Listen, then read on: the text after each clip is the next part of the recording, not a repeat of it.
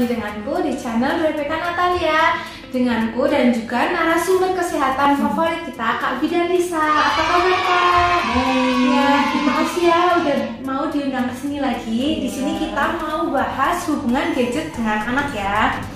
Oke, seperti kita udah tahu nih, gadget itu sangat dekat dengan kita ya. Apalagi sekarang untuk anak tuh sekolah online pasti tuh salah satunya pakai gadget juga. Zaman sekarang nih semua serba gadget, nggak hanya orang tua juga, tapi juga anak kecil mau untuk sekolah ataupun sampai balita ya. Biasanya bawah 5 tahun pun udah pakai gadget di zaman sekarang. Dan sebagian besar itu menghabiskan waktunya memakai gadget itu. Nah, salah satunya juga orang tua nih. Orang tua biasanya tuh memakai gadget sebagai jalan pintas untuk menemani anak. Bisa ada yang menganggap gadget itu juga sebagai pendamping anak, menjadi pengasuh anak gitu ya. Yang dimana orang tua itu mungkin ada yang merasa lebih aman dan juga mudah dalam pengawasannya kalau anak itu pas pakai gadget juga gitu. Jadinya masih bisa dalam pengawasan di dekatnya, sedangkan orang tua bisa melakukan aktivitas yang lain. Nah, bisa juga kalau ada yang lebih parah, yang aku tahu itu mungkin gadget itu bisa menjadi teman pengganti bermain anak. Harusnya sebagai orang tua kita yang menjadi teman bermain anak, sekarang malah ada yang menggantikannya dengan gadget kayak gitu ya. Nah, sebagai orang tua kita tahu lah ya, harusnya kalau untuk balita itu, untuk anak 1-5 tahun itu merupakan umur golden age, di mana perkembangan kecerdasan intelektual, kemudian emosional dan spiritual itu lagi berkembang pesat kayak gitu untuk di otak anak kita. Nah, sekarang di sini nih kita mau cari tahu bagaimana pengaruh dari gadget kepada anak dan tips penggunaan gadget yang baik untuk anak-anak kita. Nah, sebelumnya kita mau tahu dulu nih sebenarnya gadget itu artinya apa sih, ataupun yang termasuk dalam gadget itu apa aja gitu kan. Gadget itu media digital yang kayak misalnya tuh kayak laptop, komputer, terus televisi dan handphone ya, itu yang paling utamanya ya. Nah, sebenarnya tuh secara umumnya tuh gadget juga memiliki manfaat sih, asal digunakannya secara bijak ya. Dan gadget itu untuk yang tadi Wika bilang ya, sudah secara umum dari usia balita, dewasa, remaja, sampai sekarang kakek nenek pun udah pakai gadget gitu kan. Nah, di sini tuh ada manfaatnya tuh, yang pertama bisa dari komunikasi. Komunikasi ini dari gadget, dari jarak jauh pun kita bisa berkomunikasi gitu. Kalau zaman dahulu kan kita pakainya surat atau ada pakai mungkin batin ya.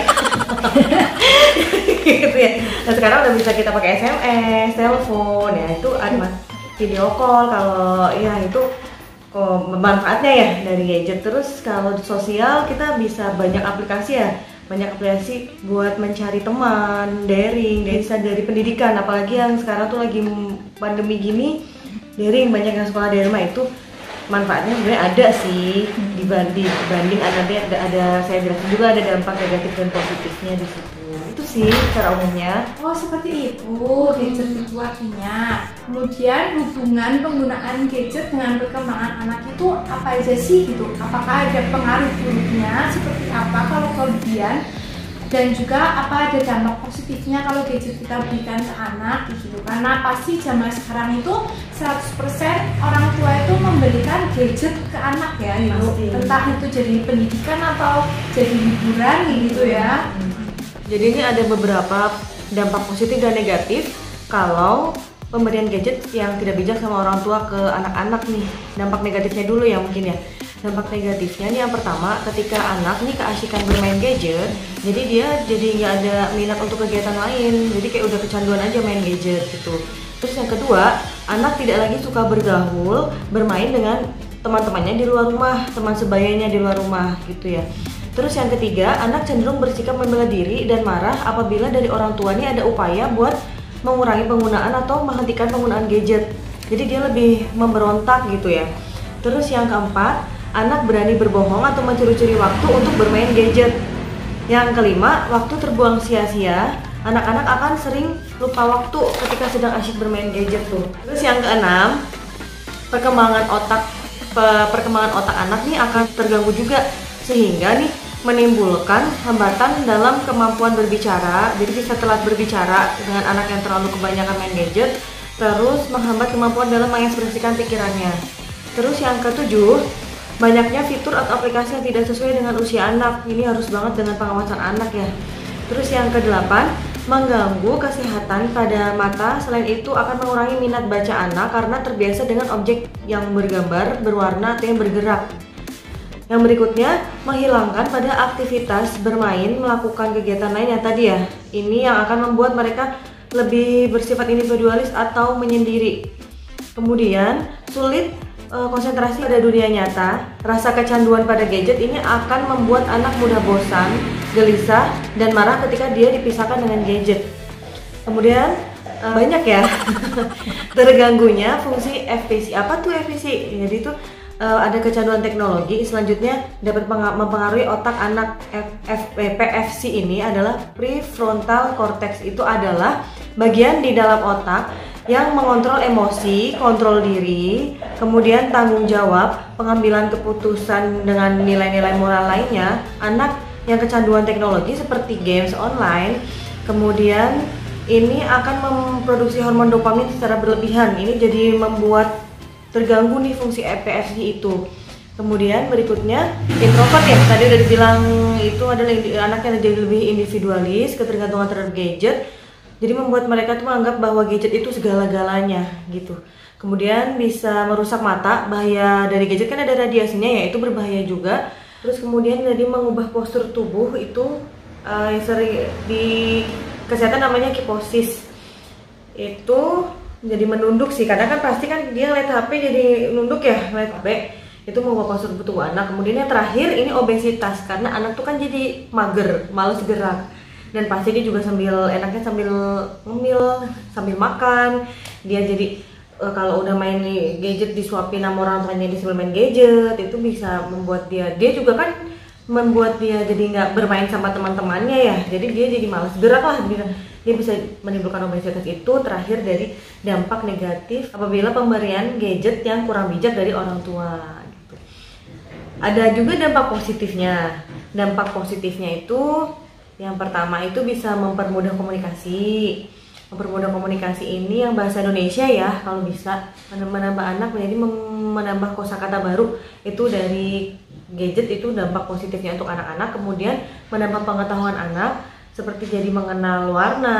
Kan ada juga ya di YouTube itu banyak ya edukasi untuk anak-anak, mengenal warna, mengenal huruf itu ya. Terus juga bisa munculnya metode-metode pembelajaran baru yang tadi sama kayak tadi ya. Dengan kemajuan teknologi, jadi banyak ada juga konten-konten untuk edukasi anak. Jadi terciptalah tuh metode-metode pembelajaran baru. Jadi bisa di situ anak bisa belajar seperti mengenal hewan, mengenal bentuk-bentuk, atau itu banyaklah di situ. Itu dampak positifnya. Wah, kalau dari yang aku dengerin tadi sebenarnya banyak dampak negatifnya ya daripada positifnya sebenarnya gadget itu ya. Lebih baik mungkin pakai permainan tradisional aja gitu ya, yang tanpa gadget gitu. Tapi memang orang tua itu harus nemenin terus ya kalau gitu. Nah, karena itu jadi bagaimana sih penggunaan media digital atau gadget itu pada anak yang baik gitu dari usia mungkin balita lah ya, 1 sampai 5 tahun gitu. Langsung ya. Gangguan perkembangan bahasa, bicara, dan sosial anak, terutama penggunaan gadget bagi anak di bawah 2 tahun bisa memicu keterlambatan perkembangan bahasa dan bicara secara interaksi sosial dengan lingkungan sekitar. Terus ini bagaimana penggunaan media digital pada anak usia 1-3 tahun? Itu yang pertama bisa membatasi penggunaan gadget atau media digital 1 jam per hari aja. Untuk semua hal, kontrol penggunaan gadget di usia ini sepenuhnya pada orang tua. Kemudian, memanfaatkan gadget sebagai sumber informasi yang positif bagi anak seperti menambah kosakata, angka, menyanyi, contoh perilaku empati, dan lain-lain. Dan kemudian, menghindari tayangan negatif seperti unsur kekerasan, agresif, seksualitas, menakutkan, karena kecenderungan anak untuk meniru. Kemudian yang terakhir, mendampingi anak dalam penggunaan gadget dan tidak menjadikan gadget sebagai pengganti orang tua. Nah, kalau untuk usia anak 4-6 tahun, yang pertama membatasi penggunaan gadget atau media digital 2 jam sehari untuk semua hal. Karena di usia ini anak sudah bisa berpikir mana baik dan buruknya. Kemudian, memanfaatkan gadget sebagai sumber informasi yang positif bagi anak seperti pengenalan huruf, angka, musik, dan pengetahuan dasar lainnya. Kemudian yang ketiga, menghindarkan tayangan negatif seperti unsur kekerasan, seksualitas sama kayak tadi, seperti umur 1-3 tahun, dan mendampingi anak dalam penggunaan gadget, membimbing anak membedakan mana yang fakta dan mana yang fantasi, dan tidak menjadikan gadget sebagai pengganti orang tua. Terus sebenarnya kapan sih anak itu boleh menggunakan gadget? Kalau anak boleh menggunakan gadget itu sebenarnya tuh setiap orang tua memiliki pertimbangan masing-masing ya. Tapi kalau menurut psikologi sebaiknya diberikan gadget di atas 14 tahun. Kenapa? Karena di usia 14 tahun itu anak sudah bisa memilih baik buruknya, dampak baik dan buruknya, dan kemudian karena sudah bisa lebih tahu yang namanya konsekuensi juga.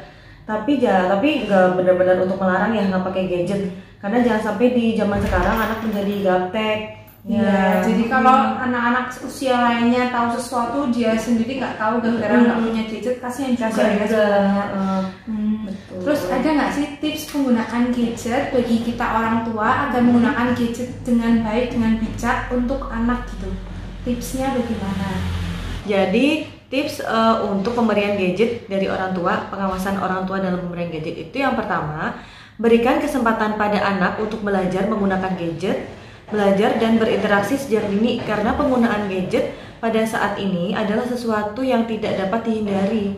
Berikan arahan kepada anak bagaimana menggunakan gadget dengan posisi duduk yang baik, kemudian jarak pandang juga yang normal juga. Terus cahaya HP jangan terlalu terang ya, kadang kan brightness-nya itu takut bikin minus nggak sih matanya? Iya betul, karena radiasi juga itu kan dampak negatif juga tadi udah dijelaskan.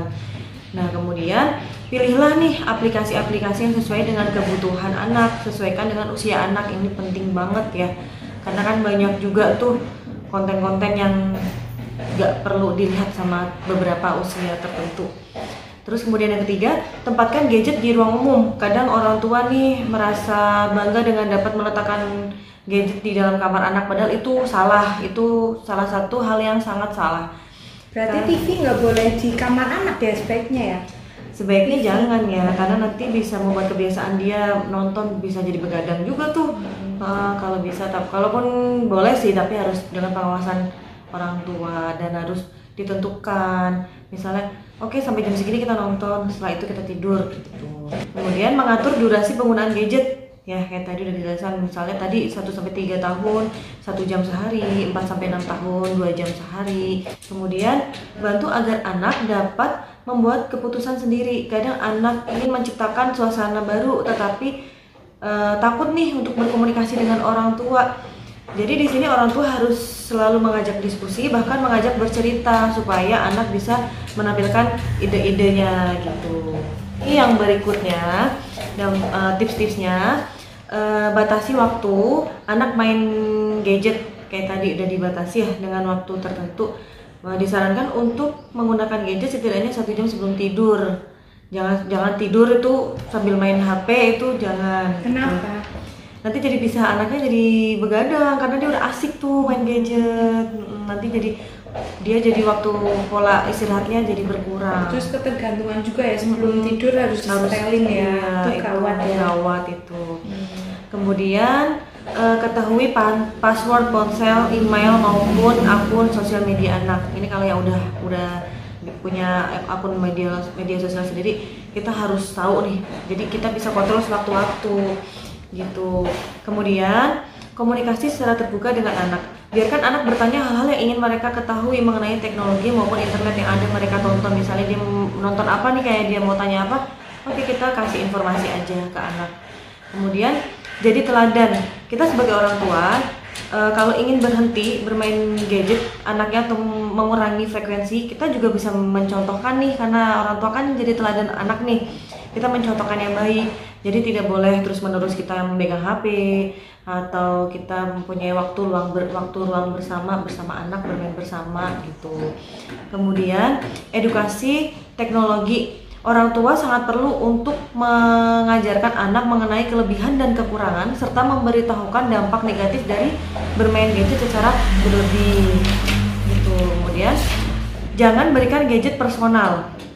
Bila anak ingin bermain HP, jangan berikan benda tersebut sebagai itu jadi pemilik punya anak sendiri, itu jangan. Ya, kemudian buat aktivitas lainnya. Terkadang tuh anak bermain gadget karena anak tuh bosen dengan aktivitas dia, rutinitas dia tuh dia kayak jenuh gitu ya. Jadi kita sebagai orang tua agar mengurangi penggunaan gadget, kita berikanlah suasana atau kita berikan anak-anak bermain bersama sama anak-anak atau melakukan aktivitas baru agar anak-anak itu berkurang untuk bermain gadget. Kemudian hindari gadget masuk ke kamar tidur. Nah itu yang tadi dibilang ya, kalau masuk ke kamar tidur dia jadi terbiasa main gadget, jadi dia jadi tidurnya jadi begadang, jadi dia tidurnya jadi kurang gitu. Kemudian jangan biarkan anak bermain gadget sendirian. Jadi kalau bisa kita harus selalu awasi. Tips yang terakhir, kita tetapkan satu ruangan yang bebas gadget. Jadi benar-benar kita orang tua punya ruangan yang di sini orang tua tidak boleh bermain gadget dan anak tidak boleh bermain gadget. Gitu ya. Wah, tipsnya lumayan banyak juga itu ya. Untuk kita sebagai orang tua harus bijak menggunakan gadget untuk anak.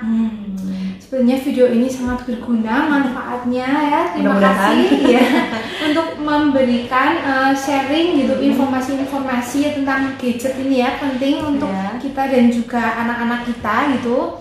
Oke, segini dulu mungkin sudah cukup. Terima kasih atas kedatangannya dan terima kasih yang udah nonton video ini. Jika suka bisa klik like dan yang pasti yang belum subscribe, kita tunggu untuk subscribe karena subscribe ini gratis dan juga kalian gak akan ketinggalan nonton video menarik lainnya. Goodbye, see you.